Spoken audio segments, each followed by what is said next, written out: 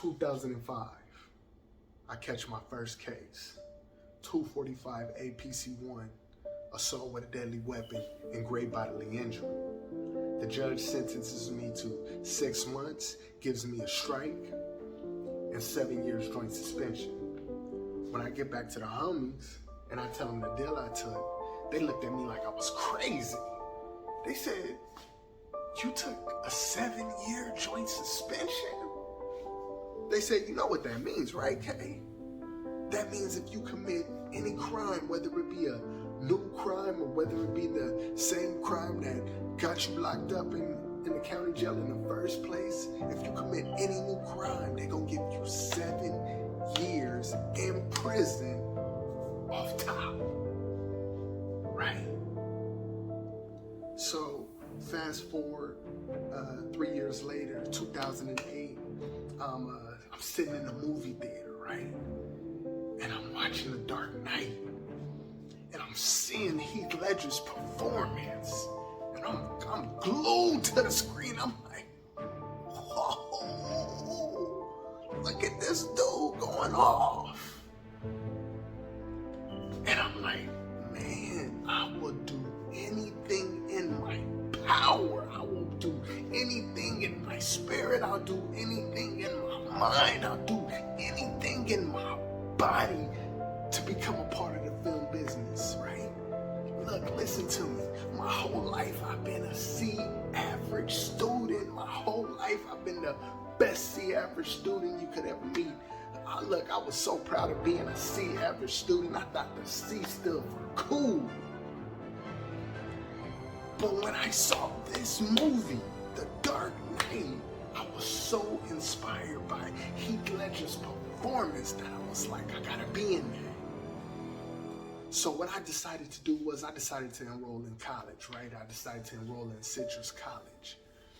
And my first year, 2008, my first year in college, as a matter of fact, my first semester, for the first time in my life, I got nothing but A's and B's. That was how bad I wanted to get in the film industry.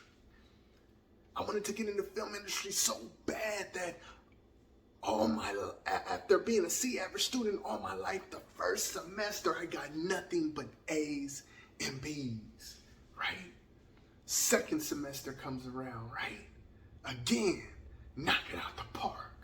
Not a C, not a lick of C on my report card. All A's and B's, and this is being a full-time student and working part-time at McDonald's, right? Then 2009 comes along.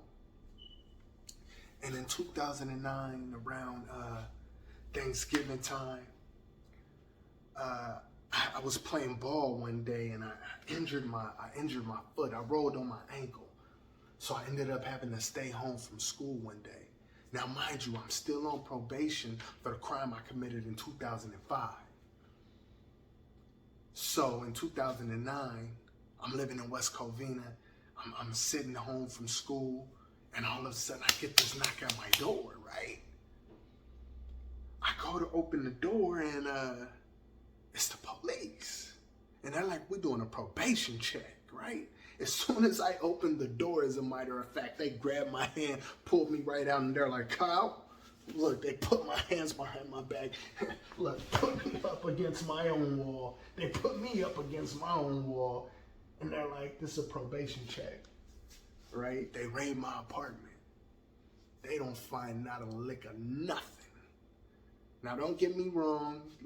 Like, I'm be honest. Me and bro was smoking a little tree, right?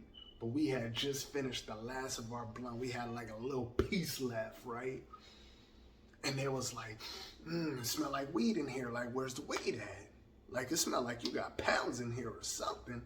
I'm like, man, it's nothing like that. We just literally smoke, and we just smoked the last of it, right? So they hot about that. They like, nah, I know we gonna find something in here. They don't find not a lick of nothing, right? And they're like, you got a car? And I'm like, dang, you know what I'm saying? I wasn't even really like thinking that clear. They was like, give me the keys to your car. I'm like, okay. Gave them the keys to my car, right? Told them where it was. They go down. They go look at my car. And next thing you know, they taking me downstairs, right? I'm like, whoa. I'm like, what's going on? This is for smoking the little tree, right? I get downstairs. The officer puts me in the back of the car. And I'm like, hey, man, like, so, you know, like, what's going on? Like, they arrested me and taking me to jail or what? And the officer looks surprised. He's like, what? He's like, they didn't tell you? I'm like, tell me what, man? Like, what's going on? He's like, man, you're being arrested for felony possession of ammunition. What? Hey, yo, I'm gonna keep it real. I'm not even gonna lie to you. I broke down and cried in the back of that cop car right then and there. Because that joint suspension came right to the forefront of my memory. It came right to the forefront of my mind. Right there in that cop car, I'm thinking I'm about to do this 7 years right now. And I cried to the police and I said, man, what, them bullets ain't mine? I'm like, that don't even make sense. I ain't had no guns. I know better. I'm on probation for assault with a deadly weapon. I know I got that 7-year joint suspension. I told the police, like, man, I ain't like that no more. I said, I'm going to school right now. I'm in college. I got A's and B's. I cried to him. And he looks back at me and he says, man, you know what? And he was pretty cool. He was a cool dude. He was like, you know what? I just tell it to the judge, right? Just tell it to the judge. And I'm feeling hopeless. I'm feeling helpless. I go to my jail cell, right? I'm sitting in my jail cell. And this was during the, when you go on Thanksgiving break for school, and I'm like sitting in my jail cell and I'm tripping. I'm like, man, all of my hard work right now is about to go down the drain for something I didn't even do, for some bullets that wasn't even mine. And I'm thinking there is no way in the world I'm going to get out of this. I got the joint suspension. I got the strike. From the first case I committed, they put me on gang file, right? And I'm thinking like my past right now is about to just ruin the work that I've put in. It's going to ruin the A's and B's I got. It's going to ruin the vision that I developed for myself. It's going to ruin the ambition that I had in me. And I get to court, right? And my lawyer, she's thinking the same thing. She like, man, your record,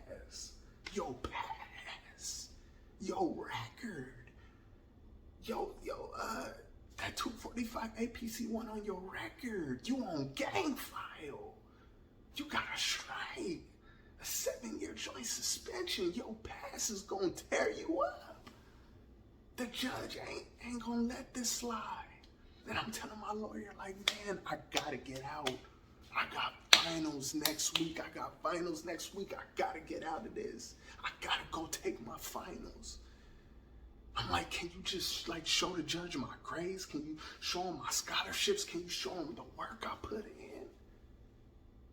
And my lawyer's like, man, that's not even gonna help you. Your past is just too bad right now for this situation. And I'm like, all right. So the girl I was with at the time, right? When it was time for me to go up to see the judge, the girl I was with at the time came and told my lawyer, like, look, check this out.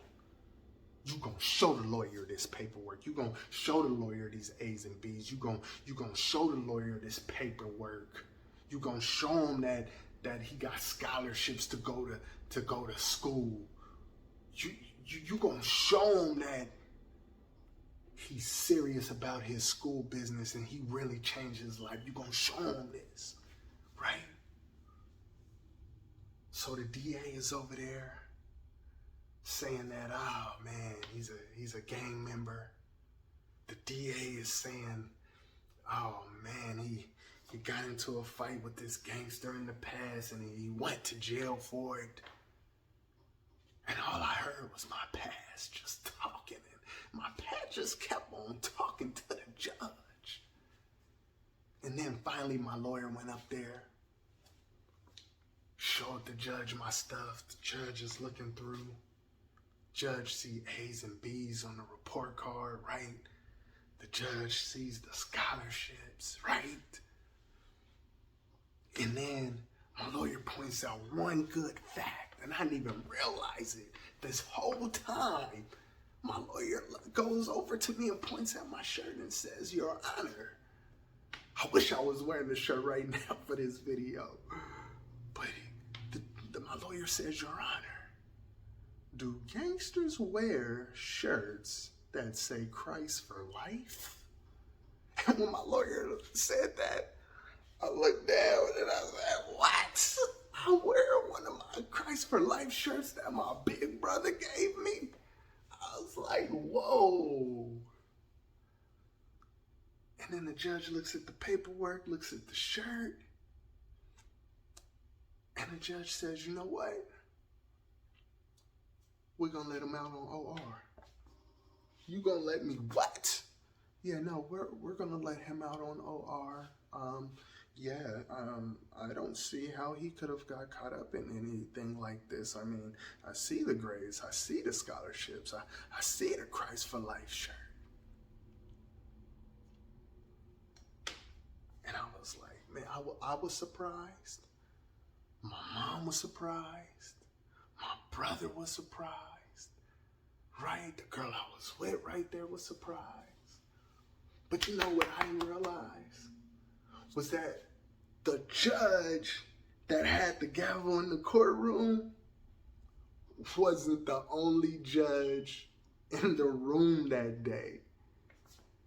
You see, because 2 Corinthians chapter 5 and verse 10 says, "For we must all appear before the judgment seat of Christ."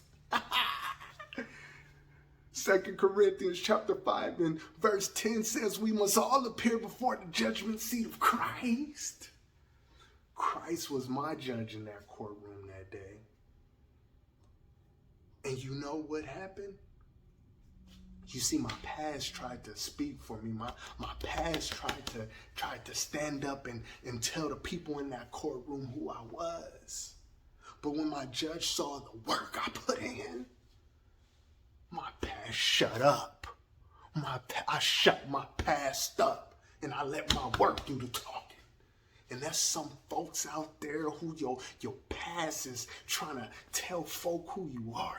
Your past is trying to get in the way of things. Your past is trying to get in your head and tell you that you ain't gonna get out the situation that you in. But I'm here to tell you today that you need to shut your past up and let your work do the talking. Because the work you put in speaks for you in a way you can't speak for yourself. The work that you put in today speaks for you in a way you can't speak for yourself. Listen to what I'm saying. I said the work that you put in speaks for you in a way that you can't speak for yourself. Because you can't tell people, "I'm sorry for what I did." But your work will pull up on them and tell them like, "Yo, he is apologetic, sincerely apologetic for what he did." Right? Look, you can't tell people, "I'm back and I'm better." You can't tell them that. They don't believe you. But your work will pull up on them and tell them, "Yeah, I was like that then, but look at me now. Yeah, I was like that then, but look at me now." Your work that you put in speaks for you in a way you can't speak for yourself. And the one thing that people can't stop you from doing is putting in work. People could say anything they want about you. People could try to manipulate you in any type of way that they want. They can do that. But the one thing they can't do is stop you from putting in work. So I'm here to tell you today, don't stop putting in work. Don't let your past stand up and speak for you. Shut your past up and let your work do the talking. Shut your past up and let your work do the talking. That's the message this morning, baby. That's the message this morning. Let's get it. It's 3:44 a.m. in the morning. I'm pumped, baby. It's Wednesday, baby. And I'm pumped, baby. Because today I'm putting in more work. I keep shutting up my past. My past don't talk for me. My work speaks for me. The work I put in on a daily basis tell you about me. Let's get it today. BTB up in this bizzle.